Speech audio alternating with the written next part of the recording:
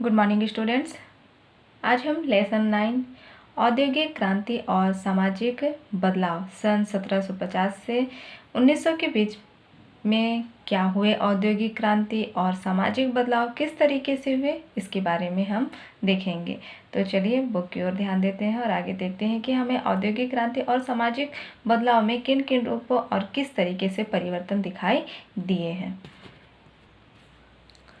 कारखानों का लगना, लोगों का कृषि से कारखानों में काम करने जाना तथा औद्योगिक उत्पादनों का दैनिक जीवन में खपत आदि को हम औद्योगिकरण कहते हैं। जो क्या है, उद्योगों का लगना, कारखानों का लगना और साथ ही साथ लोगों का कृषि के साथ साथ क्या है, कारखानों में भी काम करने को जाना और साथ ही साथ उद्योगों में या कारखानों में जिन चीज़ों का उत्पादन होना वह दैनिक जीवन में जो खपत होता है, जिसका हम क्या है या जिन चीज़ों का उपयोग किया जाता है, उसे हम क्या कहते हैं, औद्योगिकरण कहते हैं। वास्तव में हम सब अपने प्रदेश के औद्योगिकरण के गवाह हैं मतलब हम उसे देखते हैं, अपने आसपास होने वाली घटित चीज़ें हैं जो क्या है, बढ़ती हैं, विस्तार होती है, उन चीज़ों का हम उपयोग करते हैं। इसलिए कहा गया है कि वास्तव में हम अपने आसपास के प्रदेश जो हैं या आसपास अपने प्रदेश हैं, उस औद्योगिकरण, उन औद्योगिक धंधे के जो हैं वो उद्योग धंधे, उनके हम क्या है, गवाह हैं।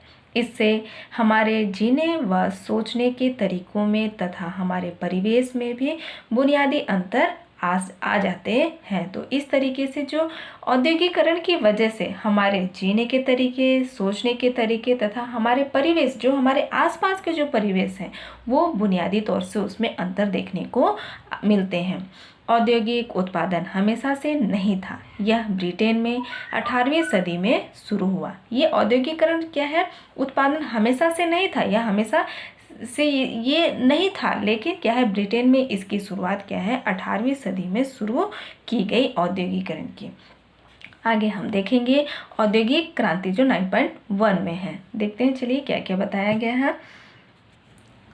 औद्योगिक क्रांति ब्रिटेन में सन 1780 से सन 1850 के बीच उद्योग और अर्थव्यवस्था का जो रूपांतरण मतलब परिवर्तन हुआ। कब? ब्रिटेन में, जो कि 1870 से लेकर के सन 1850 के बीच में उद्योग और अर्थव्यवस्था जो कि इसमें क्या है, परिवर्तन देखने को मिला, उसे प्रथम औद्योगिक क्रांति के नाम से जाना जाता है। इस परिवर्तन को क्रांति का दर्जा इस कारण दिया गया था क्योंकि इसमें कुछ ही दशकों में ब्रिटेन की अर्थव्यवस्था और समाज में बुनियादी अंतर आए थे। तो जो परिवर्तन हो रहे थे या क्रांतिकारी का जो दर्जा रूप हो रहा था या बढ़ रहा था, वो क्या है, ब्रिटेन की अर्थव्यवस्था और समाज में क्या है, बुनियादी अंतर, नए नए परिवर्तन देखने को मिल रहे थे। मनुष्य की उत्पादन क्षमता में अभूतपूर्व वृद्धि हुई, मतलब मनुष्य जिन चीज़ों का उत्पादन कर रहा था उसमें बहुत ही अधिक मात्रा में वृद्धि होने लगी, जिससे उसके जीवन के हर पहलू में परिवर्तन आया। तो इससे जो उत्पादन की क्षमता में जो परिवर्तन हुआ, उससे संबंधित साथ साथ में क्या है, उनके जीवन में भी अनेक पहलू, मतलब हर एक स्थिति में परिवर्तन देखने को मिला। इस क्रांति का ब्रिटेन पर दूरगामी प्रभाव पड़ा। जो ये क्रांति हो रही थी, औद्योगिक क्रांति थी, वो क्या है, ब्रिटेन के दूरगामी मतलब लंबे समय जो तक चलने वाली एक ऐसी प्रक्रिया जो काफ़ी लंबे समय तक प्रभाव पड़ा इसका। बाद में जर्मनी और संयुक्त राज्य अमेरिका में ऐसे ही परिवर्तन और उन परिवर्तनों का उन देशों तथा शेष विश्व के समाज और अर्थव्यवस्था पर भी काफ़ी प्रभाव पड़ा। तो इस तरीके से ब्रिटेन पर तो पड़ा ही पड़ा, लेकिन साथ ही साथ जर्मनी और संयुक्त राज्य अमेरिका जैसे देशों में भी ये परिवर्तन देखने को मिला, जो क्या है, और साथ ही साथ यह क्या है, समाज और अर्थव्यवस्था पर भी काफ़ी अधिक प्रभाव डाला। ब्रिटेन में औद्योगिक विकास मतलब उद्योगों का जो विकास हो रहा था का यह चरण नई मशीनों और तकनीकों की गहराई से जुड़ा था। जो उद्योग लग रहे थे ब्रिटेन में, वो क्या है, चरम सीमा मतलब एक अच्छी ऊंचाई तक वो पहुंच रहे थे और साथ ही साथ नई मशीनों और अच्छी तरीके की जो नई तकनीकी से गहराई से उसे जानते थे, जानने और समझने भी लगे थे। इन मशीनों तथा तकनीकों ने पहले के हस्तशिल्प और हथकरघा उद्योग की तुलना में भारी पैमाने पर माल के उत्पादन को संभव बनाया। जो मशीनें क्या है, नई नई तकनीकें और मशीनें थी वो क्या है, हस्तशिल्प हाथ से बनने वाले और हथकरघा जो ये भी हाथों से बनाए जाने वाले ये उद्योगों की तुलना में क्या थे, बहुत अधिक मात्रा में या ज़्यादा संख्या में उत्पादन करने में सक्षम थे।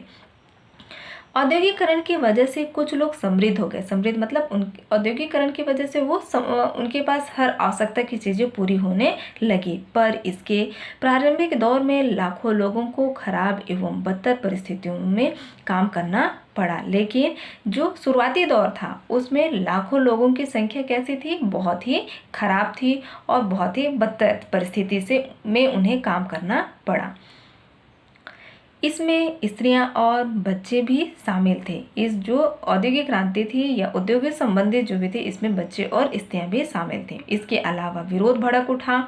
इसके कारण विरोध भड़क उठा और सामाजिक परिवर्तन के लिए आंदोलन शुरू हो गया। इसके कारण मतलब जहाँ क्या स्त्रियां और बच्चे भी उसमें शामिल हो रहे थे, तो साथ ही साथ इसमें क्या हो रहा था, समाज में एक परिवर्तन शुरू होने लगा जो किसका रूप लेने लगा, आंदोलन का रूप। फलस्वरूप सरकार को श्रमिकों के काम की परिस्थितियों के निर्धारण के लिए कानून बनाने पड़े। तो इसलिए क्या हुआ कि सरकार को श्रमिकों के लिए एक निर्धारित समय और उसी परिस्थिति के अनुसार उन्हें काम करने के लिए एक निर्धारित कानून बनाना पड़े सरकार को। अब हम आगे देखेंगे 9.1.1 के में देखेंगे आरंभिक औद्योगिकरण, मतलब शुरुआती दौर पे उद्योगों के जो विकास हो रहे थे उसमें क्या देखने को मिले। दरअसल इंग्लैंड, यूरोप और भारत में 17वीं 18वीं सदी में कारखानों की स्थापना से भी पहले अंतर्राष्ट्रीय बाजार के लिए बड़े पैमाने पर औद्योगिक उत्पादन होने लगा था। ये क्या है, जो इंग्लैंड, यूरोप और भारत में कौन सी सदी में, 17वीं और 18वीं सदी में ही कारखाने लगने की स्थापना क्या है, अंतर्राष्ट्रीय बाजार के लिए मतलब विश्व बाजार जो हो रहे थे उसके लिए बड़े पैमाने पर मतलब बहुत अधिक बड़े क्षेत्र में क्या है, उद्योगों का उत्पादन होने लगा था। लेकिन यह उत्पादन कारखानों में नहीं होता था, जो होती थी उत्पादन वह कारखानों में नहीं होता था। इतिहासकार औद्योगिकरण के इस चरण को क्या है, आरंभिक औद्योगिकरण का नाम देते हैं। आरंभिक मतलब शुरुआती दौर में किए जाने वाले। देश विदेश में बढ़ते व्यापार को देखते हुए शहरों में रहने वाले सौदागर मतलब व्यापारी कपड़े, लोहे के औजार आदि चीज़ों का उत्पादन बढ़ाने में जुट गए। शुरुआती दौर में क्या हुआ कि जो देश विदेश में जो व्यापार बढ़ने लगा और साथ में शहरों में रहने वाले जो व्यापारी थे, सौदागर थे, वो क्या है, कपड़े, लोहे के औजार इस तरीके से अन्य चीज़ें का भी उत्पादन करने में वह और उसे बढ़ाने में भी साथ ही साथ वह जुट गए। वे गांव के किसानों और कारीगरों को अग्रिम पैसा देते थे, मतलब जो गांव के जो किसान थे और साथ ही कारीगरों को वो क्या देते थे, राशि दिया करते थे और उनसे अंतर्राष्ट्रीय बाजार के लिए उत्पादन करवाते थे। उन्हें क्या है, अग्रिम अच्छे पैसे भी दिए जाते थे और साथ ही साथ उन्हें अंतर्राष्ट्रीय बाजार के लिए उत्पादन मतलब चीज़ों को बनवाने का कार्य किया जाता था।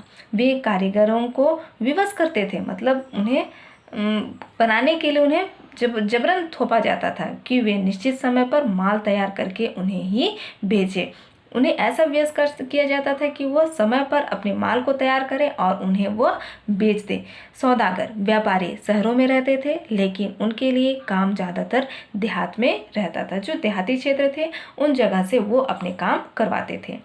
यह आरंभिक औद्योगिक व्यवस्था व्यापार नेटवर्क का हिस्सा था।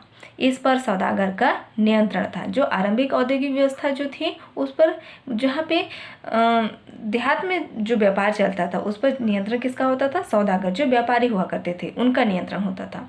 और चीज़ों का उत्पादन कारखानों की बजाय कारीगरों के घर में होता था। जो चीज़ें उत्पादन की जाती थी वो कारखानों में नहीं होते थे, बल्कि जो कारीगर होते थे उन्हीं के घरों में बनाए जाते थे। और सौदागर के अधीन सैकड़ों मजदूर काम करते थे। तो सौदागर के जो व्यापारी होते थे उनके अधीनस्थ, उनके अंडर पे काम करने वाले लोग सैकड़ों मजदूर ऐसे होते थे। इस तरह बहुत बड़ी संख्या में लोग औद्योगिक उत्पादन, अंतर्राष्ट्रीय व्यापार और पैसे के लेन देन के ताने बाने से जुड़े रहते थे। तो इस तरीके से जो मजदूर होते थे वो बहुत ही बड़ी मात्रा में जो किससे जुड़े होते थे, औद्योगिक उत्पादन और साथ ही अंतर्राष्ट्रीय बाजार या व्यापार से पैसे के लेन देन के एक गुत्थी में वह जुड़े रहते थे, क्योंकि वह अपने जो उत्पादन करते थे तैयार माल वो क्या है सौदागर को बेचते थे। तो इस तरीके से पैसों का लेन देन और उनके बीच का ये जो ताना बाना था वो हमेशा जुड़ा हुआ रहता था। अब देखेंगे 9.1.2 में देखते हैं ब्रिटेन में औद्योगिक क्रांति। अब ब्रिटेन में औद्योगिक क्रांति कैसी थी और किस तरीके से हुई उसके बारे में देखेंगे। इंग्लैंड में सबसे पहले सन 1730 के दशक में कारखाने खुले, लेकिन उसकी संख्या में तेजी से वृद्धि 18वीं सदी के आखिर में ही हुई। जो ये इंग्लैंड में बताया गया है कि किस तरीके से इंग्लैंड में 1730 के दशक में ये कारखाने खुलने शुरू हो गए, लेकिन इसकी संख्या में जब तीव्रता कब आने लगी, 18वीं सदी के आखिरी में ही यह जाकर के क्या है औद्योगिक या उद्योग धंधे से संबंधित कारखाने विकसित होने लगे। गांव की बिक्री उत्पादन की जगह शहरों में एक छत के नीचे उत्पादन होने लगा, जहां क्या होता थे गांव के बिक्री मतलब फैले हुए जहां उत्पादन करने की जगह हुआ करती थी। तो अब शहरों के छत शहरों की जो छत होती है उसके नीचे अब क्या है उत्पादन होने लगा था। कारखानों में उत्पादन का मतलब है बहुत अधिक मात्रा में उत्पादन, मतलब जो कारखाने में जो उत्पादन होती थी उसका यही मतलब होता था कि अधिक मात्रा में चीज़ों का उत्पादन करना। इसे संभव बनाने के लिए पूंजी, मजदूर और उन चीज़ों की बाजार में मांग जरूरी थी। मतलब उसे संभव मतलब पूरा बनाने के लिए पूंजी, जो किसी भी उत्पादन को लगने के लिए सबसे अहम चीज़ होती है, और साथ ही साथ मजदूर, उसमें काम करने वाले लोग और उन चीज़ों की क्या होती थी बाजार में मांग होती रहती थी। ब्रिटेन में धनी व्यापारी थे जो पूंजी लगा रहे थे। जो धनी वर्ग के लोग, व्यापारी लोग थे, वह इन चीज़ों में अपने पैसे खर्च कर रहे थे। वे अपने माल के लिए बढ़ती मांग को लेकर आश्वस्त थे। मतलब जो मांग जो बढ़ रही थी, जिन चीज़ों की जो मांग बढ़ रही थी उसके प्रति क्या थे, बढ़ती मांग को आश्वस्त थे। मतलब जिसे आश्वासन दिया जाता था या दिया जाता हो, इसके लिए क्या है मांग हमेशा बढ़ती रहती थी। काम करने के लिए गांव व शहरों में मजदूर उपलब्ध होते थे। तो उद्योगों में जो काम होती थी या मालों को तैयार करने के लिए वह गांव व शहरों में मजदूर उपलब्ध होते थे जो इन कार्यों को करते थे। अब अधिक उत्पादन को कम समय में करने के लिए नई मशीनों का आविष्कार हुआ। अब उत्पादन की मांग या माल की जो मांग थी वह बढ़ती जा रही थी, तो उसे पूरा करने के लिए नए मशीनों का आविष्कार शुरू हो गया। अब आगे देखेंगे आविष्कार और कारखाना किस तरीके से आविष्कार होने लगे और कारखानों में किन नई नई मशीनों के उत्पादन या कैसे मशीनें लगने लगे इसके बारे में। 18वीं शताब्दी में लगभग 26,000 आविष्कारों का पंजीकरण एवं पेटेंट किया गया। मतलब जो 18वीं सदी में लगभग क्या है जो 26,000 आविष्कार ऐसे मशीनों या चीज़ों का उत्पादन किया गया और साथ ही साथ उसका क्या किया गया पंजीकरण और पेटेंट भी किया गया, जिन्होंने उत्पादन प्रक्रिया को प्रत्येक चरण की कुशलता बढ़ा दी। जो उत्पादन प्रक्रिया थी या जो चल रही थी उसके प्रत्येक चरण मतलब प्रत्येक चरण में जो भी कार्य हो रहे थे वह क्या है कुशलता पूर्वक आगे बढ़ा दी जा रही थी या बढ़ रही थी। प्रति मजदूर उत्पादन बढ़ गया और पहले से बेहतर माल भी बनने लगा। किसकी वजह से? ये नए नए आविष्कारों की वजह से जो मजदूरों का उत्पादन भी बढ़ा, मतलब बनाने की जो क्षमता थी वह अधिक होने लगी और साथ ही जो माल थे वह बेहतर तरीके से बनने लगे। यह परिवर्तन कपड़ा उद्योग में सबसे तेजी से हुआ। ये जो परिवर्तन हो रहा था, नए नए आविष्कार हुए, उनमें सबसे बड़ा परिवर्तन किसमें था? कपड़ा उद्योग में था, जो बहुत ही या सबसे अधिक तीव्र गति से किया जाने वाला उत्पादन था। सूत काटने बुनने से लेकर कपड़े को अंतिम रूप देने तक के लिए मशीन बन गई। मतलब सूत उसे काटने में और बुनने में और साथ ही साथ उसे कपड़े बनाने के अंतिम रूप, जब वो कपड़ा बन के तैयार हो जाता है तो उसका अंतिम रूप होता है, तो तक वो मशीन अंतिम रूप देने तक के लिए क्या है, मशीन बन गई, मतलब उसे कपड़े के रूप में तैयार करने के लिए मशीनें बन गई। इसके बाद रिचर्ड, जैसे यहाँ पे आप लोग देख सकते हैं चित्र में दिखाया गया कि कारखाने में उत्पादन प्रक्रिया पर निगरानी, गुणवत्ता का ध्यान और मजदूरों पर नजर रखी जा सकती थी। यहाँ चित्र 9.1 में दिखाए गए हैं स्पिनिंग जेनी तेजी से सूत काटने के लिए एक नया आविष्कार था। इसमें एक साथ कई सारी तकलियाँ चल रही हैं, इससे किसकी ऊर्जा से चला जा सकता है। तो ये उस समय जो आविष्कार किए गए थे उसके बारे में बतलाया गया है कि यह जो तकनीक जो सूत काटने के इस्तेमाल में की जाती है। जैसे यहाँ पे आप लोग देख सकते हैं कि चरखे का इस्तेमाल किया गया है और ताने बाने इसमें लगे हुए हैं जो एक दूसरे से गुथे हुए हैं। रिचर्ड आर्कराइट ने सूती कपड़ा मिल की रूपरेखा सामने रखी। जो आर्कराइट जो थे उन्होंने क्या है, सूती कपड़ा मिल जो थी उसकी एक नई रूपरेखा थी या जो बनाने के तरीके उसे सामने प्रस्तुत किया। अभी तक कपड़ा उत्पादन गांवों में फैला हुआ था, जो कपड़े का उत्पादन हो रहा था वह गांवों में फैला हुआ था। यह काम लोग अपने अपने घरों में करते थे, लेकिन अब कारखाने में सारी प्रक्रिया एक छत के नीचे और एक मालिक के हाथ में आ गई।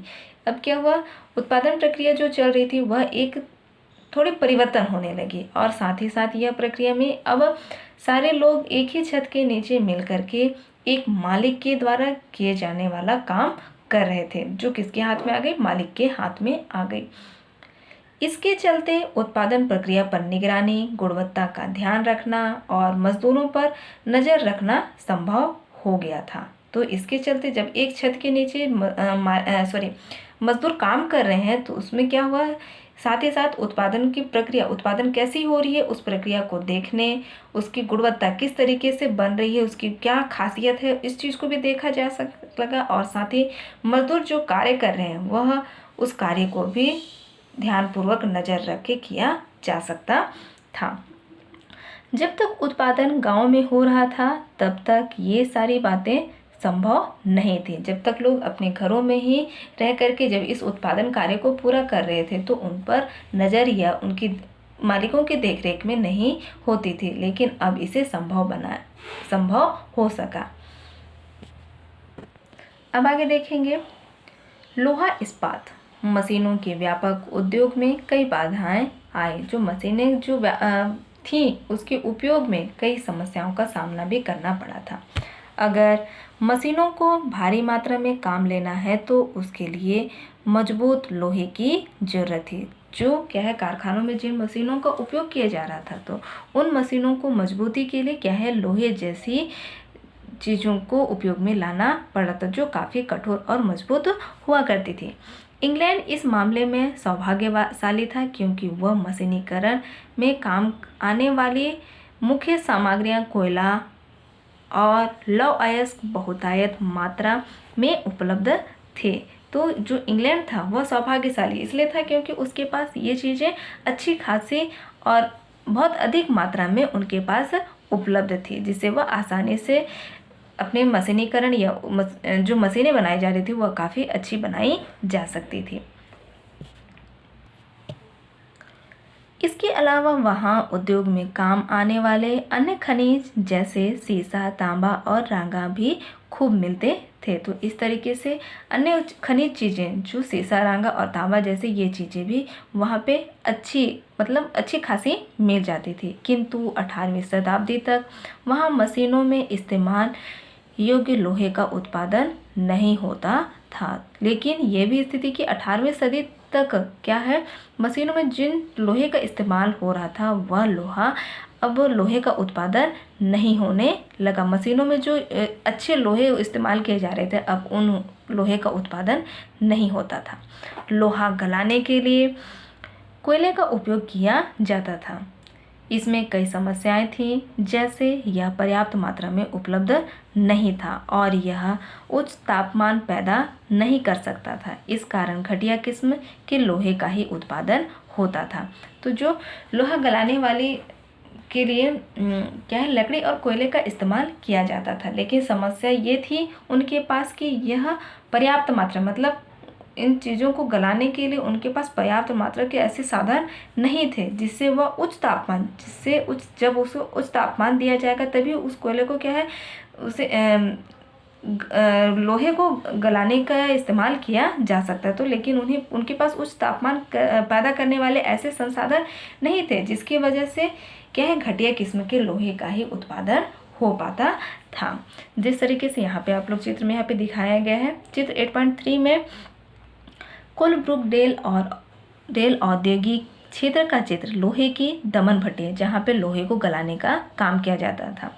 और काठ कोयले की भट्टियाँ, दो चीज़ों को दिखाया गया है। घोड़े द्वारा खींची गई रेल पटरी पर चलने वाली गाड़ी एफ बाइवर्स द्वारा दी गई चित्र, जो सन 1758 की चित्र को दिखाया गया है। अब आगे देखेंगे।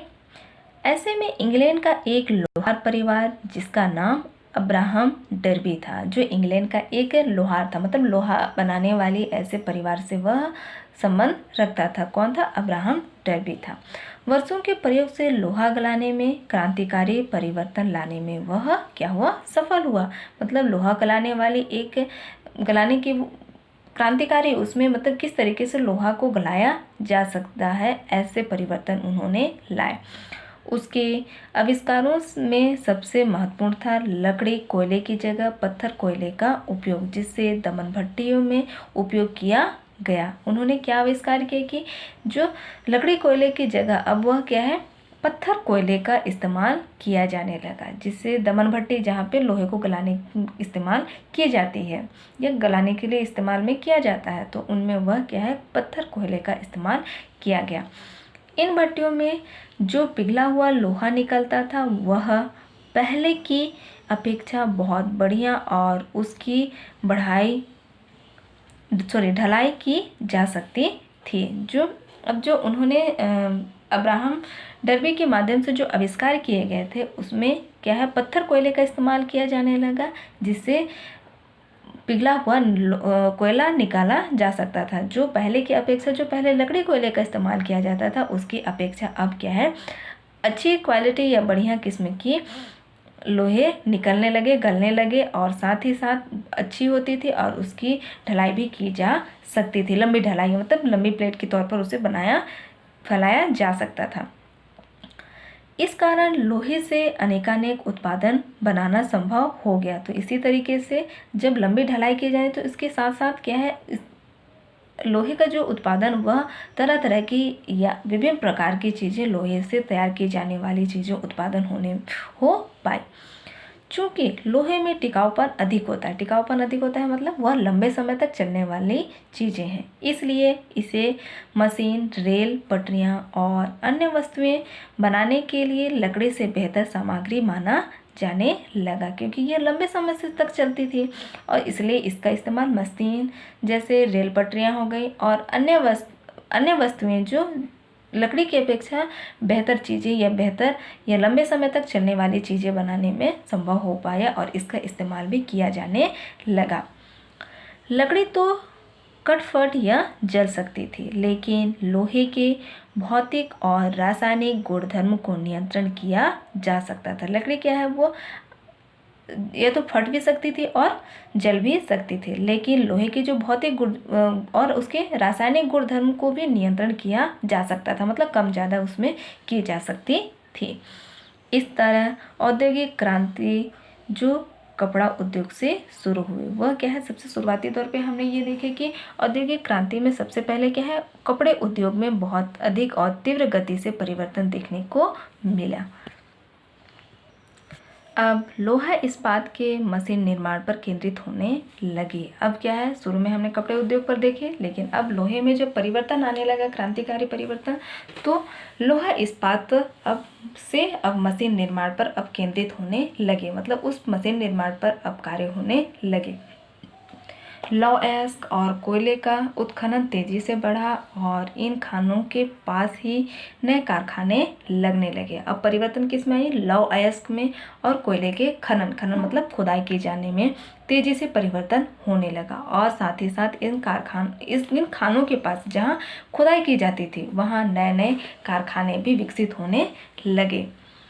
लेकिन औद्योगिक क्रांति को स्थिरता प्रदान करने के लिए दो और महत्वपूर्ण क्षेत्रों में बदलाव की जरूरत थी। लेकिन जो औद्योगिक क्रांति की जो स्थिरता प्रदान करने के लिए मतलब उसे अच्छी स्थिरता प्रदान करने के लिए औद्योगिक क्रांति में उसके लिए और भी दो ऑप्शन या दो परिवर्तन की जरूरत थी। वो हम देखेंगे ऊर्जा के स्रोत में। 17वीं सदी में मशीनों को चलाने के लिए मनुष्यों या जानवरों की ताकत लगती थी या फिर नदियों से बहते पानी का उपयोग होता था। ये 17वीं सदी जो ऊर्जा के स्रोत के रूप में मशीन में किए जाने वाली चीज़ें थी, जो मशीनों से चलने के लिए किसका उपयोग या तो मनुष्यों का या जानवरों की ताकत का इस्तेमाल किया जाता था। और साथ ही साथ नदियों से बहने वाली नदी का भी उपयोग किया जाता था। नदियों की जो बहती नदी जिसमें क्या होती है? तीव्रता होती है, तो उस ऊर्जा का इस्तेमाल किया जाना लगा था। इसे पंचचक्की भी कहते हैं। लेकिन इनसे भारी मशीनों को साल भर चलाना संभव नहीं था। जो मशीनें क्या थी? भारी थी, या जिन मशीनों को क्या ज़्यादा ताकत की आवश्यकता होती थी उसे साल भर चलाना क्या है? संभव नहीं था, नहीं चलाया जा सकता था।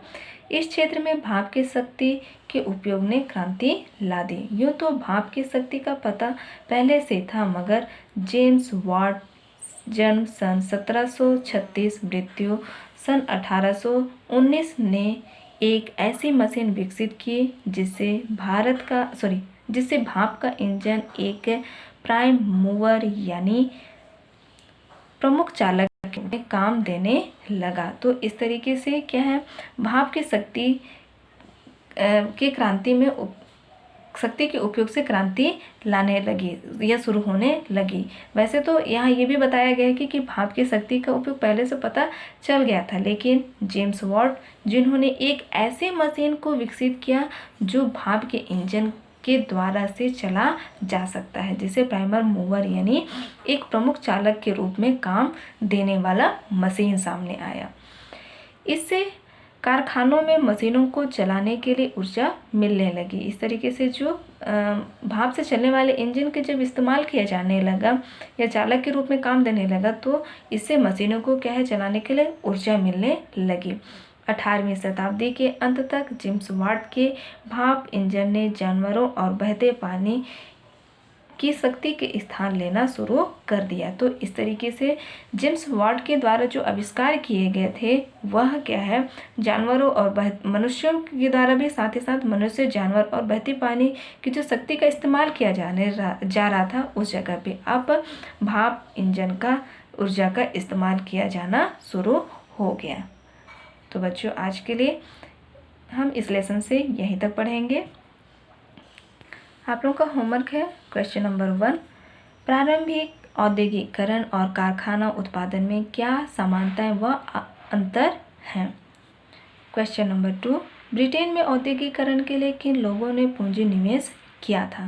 क्वेश्चन नंबर 3, जर्मनी के औद्योगिकरण के लिए पूंजी किसने लगाई। ये आप लोगों को होमवर्क में दिए जा रहे हैं। आज के लिए इतना ही बच्चों। Thank you students.